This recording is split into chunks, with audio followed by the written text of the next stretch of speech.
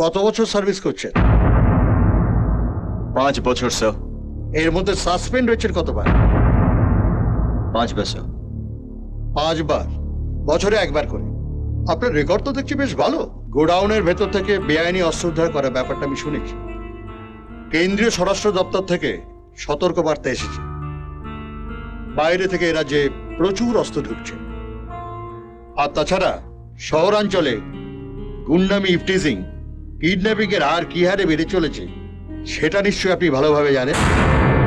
সাধারণ মানুষ বুঝতেই পারছে না পুলিশ কার দিকে।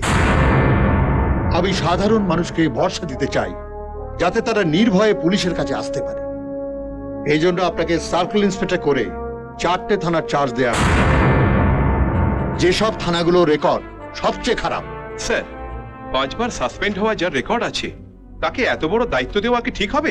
আমার কাছে সেই অফিসারের রেকর্ড সবচেয়ে ভালো যার সাসপেন্ড হওয়ার সংখ্যা সবচেয়ে বেশি। কারণ সাসপেন্ড কেন হতে হয় সেটা আমি খুব ভালোভাবেই জানি। মন্ত্রী হিসেবে নয়, একজন সাধারণ মানুষ হিসেবে আপনাকে রিকোয়েস্ট করছি, পুলিশ আর গুন্ডার তফাৎটা তৈরি করুন। স্যার, হ্যাঁ বলুন।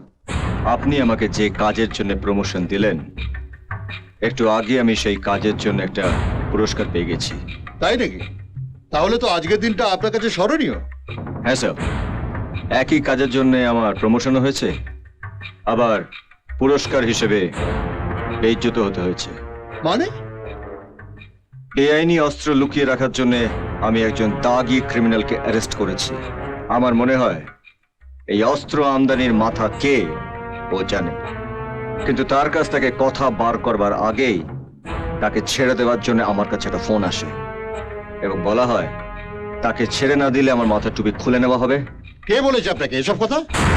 তিনি একজন মহান মানুষ স্যার, যার হাত দিয়ে বেআইনি মদের দোকানে লাইসেন্স পাস হয়, চুরি করা গাড়ির নাম্বার প্লেট বদলে নতুন গাড়ির পারমিট বেরিয়ে আসে, মোটা টাকা নিয়ে বিভিন্ন টেন্ডার পাস করানো, লকআপ থেকে ক্রিমিনাল ছাড়ানো, আর নির্দোষ মানুষদেরকে ক্রিমিনাল বানিয়ে লকআপে ঢোকানো, সবই তিনি চেয়ারে বসে করে যাচ্ছেন। কে এই মাতব্বরটি? কে? আপনার পাশেই দাঁড়িয়ে আছে স্যার। আপনি একটা ক্রিমিনালকে ছাড়াবার জন্য ফোনে ওকে ধমকেছেন? লজ্জা করেন আপনার? স্যার, বাবলু আমাদের পার্টির হোল টাইমার। থামুন। আমি জানি আজকাল আপনি পার্টির মিটিংয়ে যাচ্ছেন, মিছিলে ঝান্ডা ধরছেন।